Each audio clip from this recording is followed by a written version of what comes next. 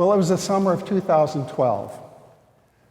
My good friend Martha Curry, who's head of world missions for the Diocese of West Texas, was putting together a team to go to Uganda and teach at 2 women's conferences. One at Nevi Diocese, which this diocese had a long and wonderful relationship for many years, and also with the Banyero-Katara Diocese. And so I wasn't really sure about doing this. I'd never been to Africa. I'd been on other mission trips to Russia and to South America, to Mexico, but Africa seemed like something so different from my imagination. I didn't know what to expect. To say I was a little bit fearful, maybe. But then Martha was supposed to lead the team, and I thought, okay, I can do this.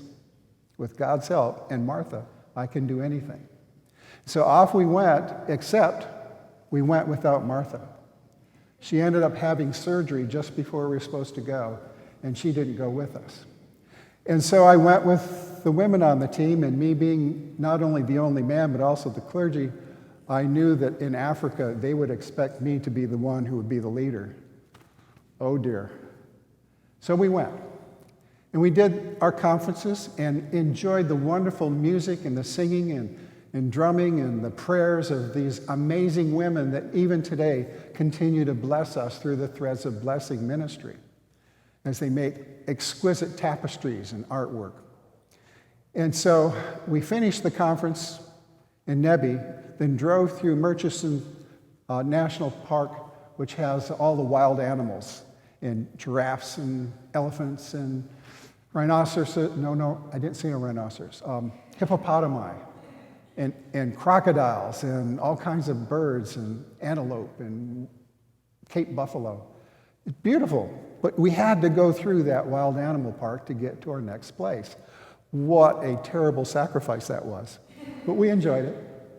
And we got to our next place, which is in Hoima, and we're driving into the compound where we were supposed to meet with the bishop. And I saw these kids standing on a veranda. They had white shirts, red bow ties, black slacks, and they're holding band instruments. Now you need to know, I'm not just a music junkie, but I'm particularly a band junkie. And I've played in bands almost all my life, since I was in the 7th grade. How many years ago was that? 50 years? Well, anyway, 60 years. Oh, it sneaks up on you, trust me. And so here we were driving into the compound, and I said to our driver, Fred, let me off here. I want to see what these kids are doing. And so I got out. They went on to see the bishop. And I walked up, and their director, a man named Felix Kasumba, I explained to him who I was, and I wanted to know about their band. And so he told me that they play for weddings and funerals and in church, and that they're the Banyero-Katara Diocese Brass Band. And he had them play a song for me. And I recorded all this. And they played really sweetly. But I'm looking at their instruments and I'm going, those things are so beat up, I don't see how they can get any sound out of them at all. And so I thanked them, and I left thinking, what can we do to help these kids? How can we show these kids that we love and appreciate them and what they're doing here? And so my initial thought was, well, we'll collect old used band instruments and send them over with mission teams. Our last stop was at Namburubi Diocese, where we stayed in the guest house at the cathedral. And I'm walking around the beautiful cathedral grounds, and I hear these drummers down the hill, and they're practicing. So I'm just standing there watching, and one of the boys breaks off and starts running towards me. And he gets close, and he says, oh, I'm sorry, I thought you were someone else.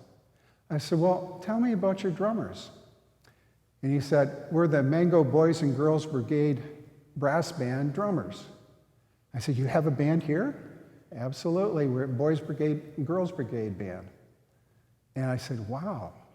So he said, do you play? I said, yes, I do. And I asked him, what do you play? He said, trumpet. So do I.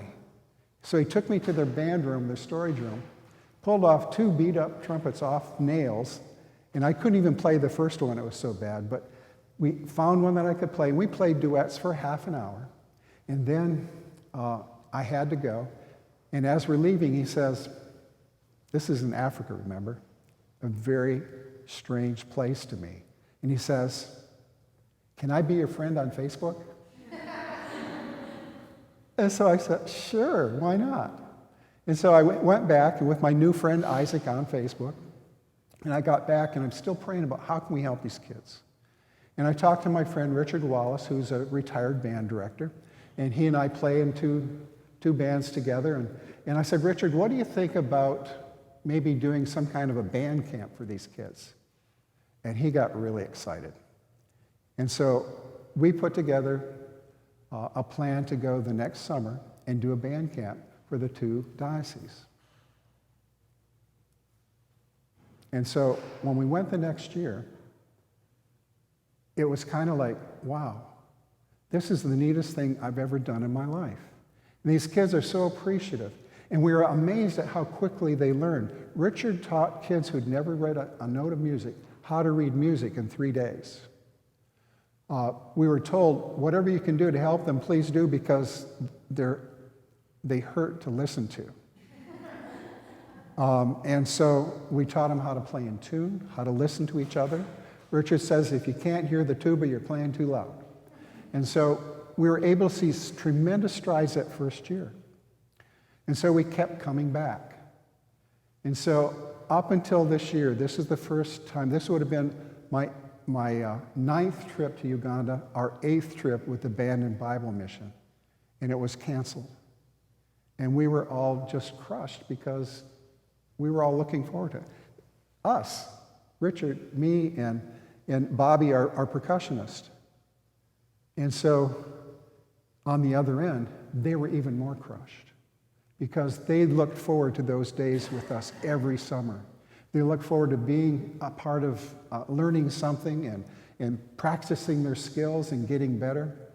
And it was such a disappointment. And so,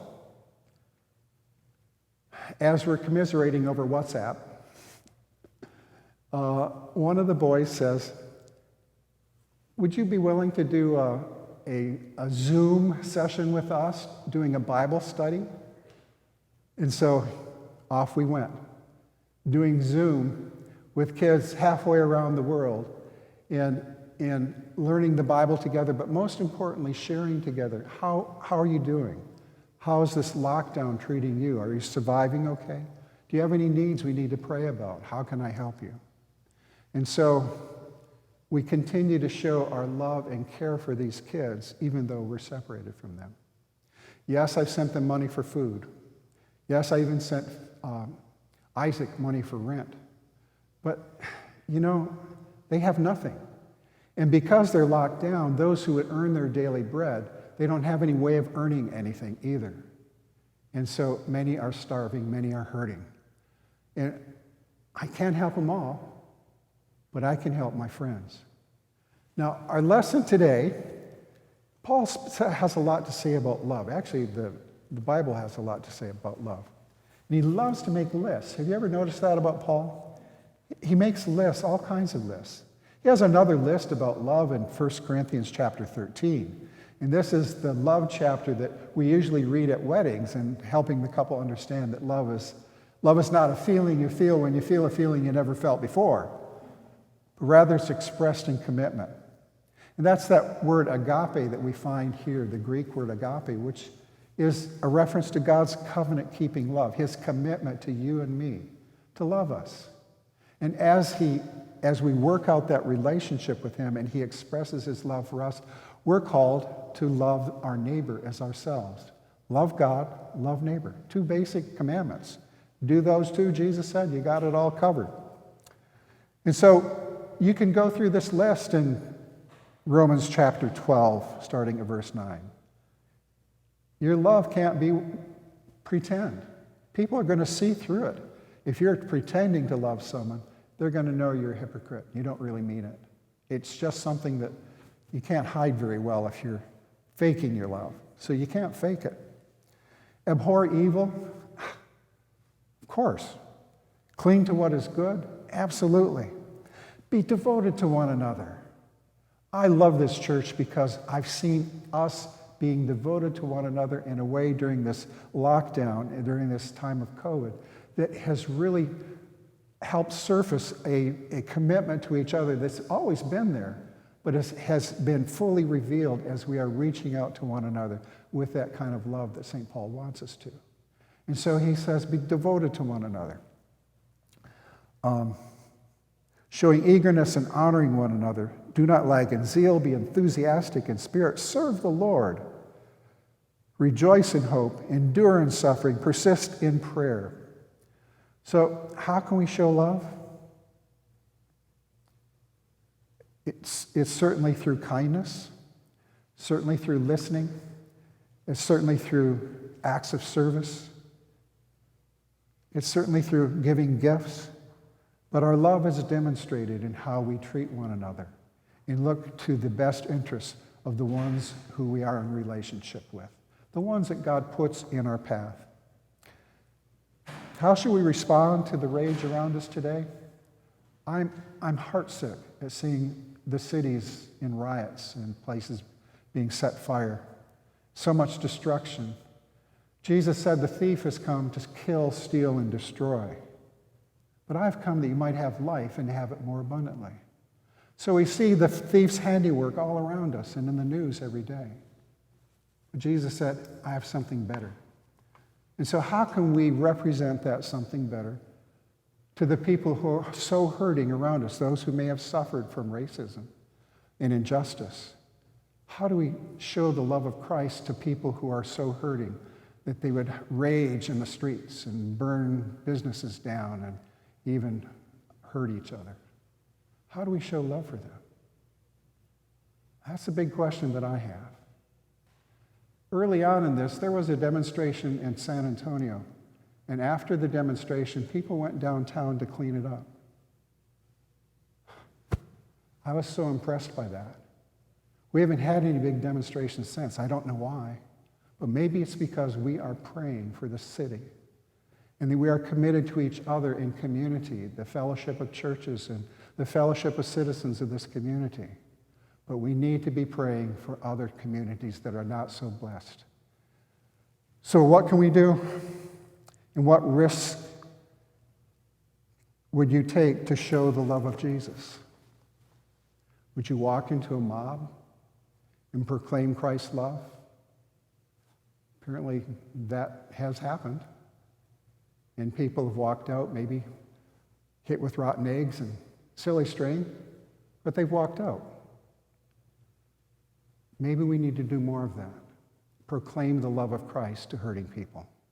Not just proclaim it, but to demonstrate it. Amen.